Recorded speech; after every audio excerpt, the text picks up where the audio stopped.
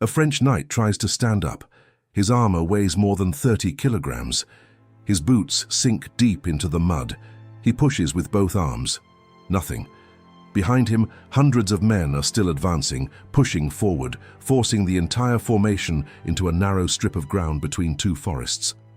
In front of him, English archers raise their bows again. Arrows begin to fall. October 25th, 1415. The Battle of Agincourt. And one of the most powerful armies in Europe is about to be destroyed, not by superior numbers but by mud, arrows, and a series of catastrophic decisions. The situation before the battle. The year is 1415. For decades, England and France had been fighting a conflict that historians would later call the 100 Years' War. It wasn't really a single war, but a long series of campaigns, invasions, and political struggles over the French throne. That year, the English King Henry IV launched a bold campaign into northern France. He brought with him an army of roughly 6,000 men. Most of them were longbow archers, lightly armored soldiers trained to fire powerful bows capable of sending arrows hundreds of meters. Facing them was a much larger French force. Some estimates placed the French army at more than 20,000 men. Many of them were heavily armored knights, the elite warriors of medieval Europe. For centuries, knights had dominated European battlefields. They were heavily trained, heavily armored, and often from noble families. When the French commanders looked at the situation, they saw an easy victory. The English were tired, they were sick, they were outnumbered, and they were far from home. But war has a way of punishing overconfidence: the battlefield. The place where the two armies met would become famous for one reason: the terrain. Agincourt was not an open field. It was a narrow stretch of land between two dense forests. That alone already limited the advantage of the larger French army. But something else made the situation worse. The night before the battle, it rained heavily. The field had been recently plowed by farmers, and when rain falls on freshly plowed soil, it doesn't just become wet, it becomes mud. Thick, deep mud. The kind that grabs your boots when you try to move, the kind that slows every step. Henry V understood immediately how important this was. Instead of avoiding the field, he positioned his army right at the narrow end of it. His archers planted sharpened wooden stakes into the ground in front of them to stop cavalry charges. Then they waited. The French commanders, confident in their numbers and their knights, decided to attack. The advance. The French plan seemed simple. First, mounted knights would charge the English archers. Then the main body of heavily armored infantry would advance and crush the English line. But the moment the advance began, the plan started to unravel. The horses struggled first. Mud slowed them down. What should have been a powerful cavalry charge quickly lost momentum. Some horses slipped. Others slowed so much that they became easy targets. English longbowmen began firing. Thousands of arrows rose into the grey sky. Then they came down. Armor protected knights from many of the arrows, but not all.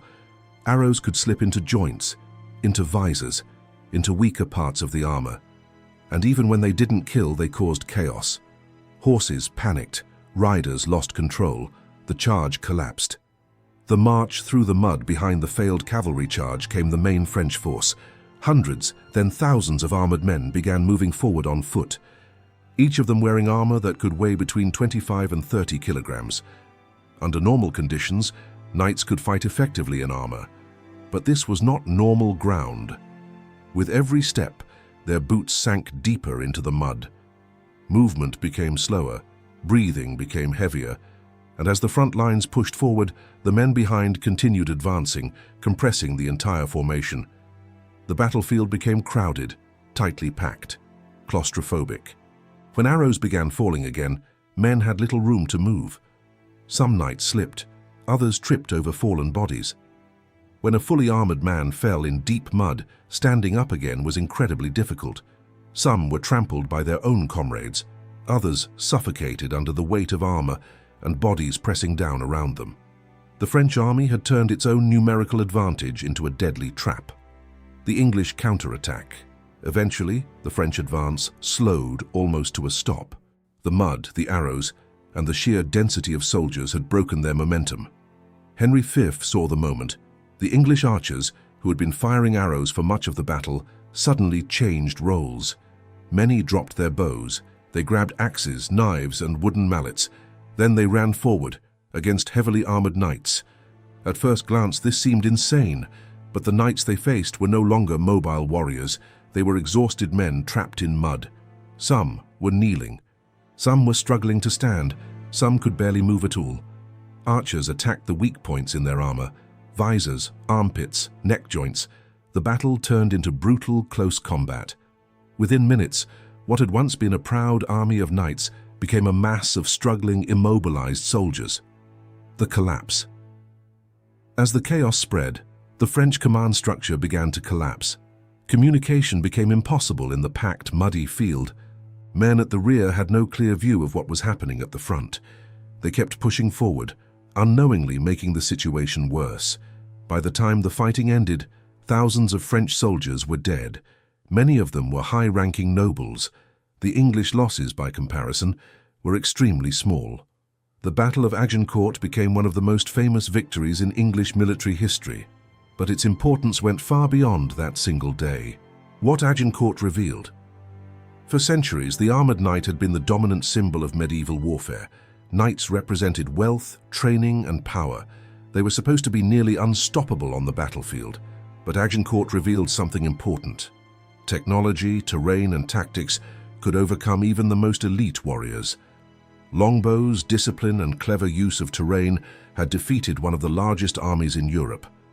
The battlefield itself, the mud, had become one of the most powerful weapons of the day. Agincourt did not end the age of knights overnight, but it showed that the rules of war were changing.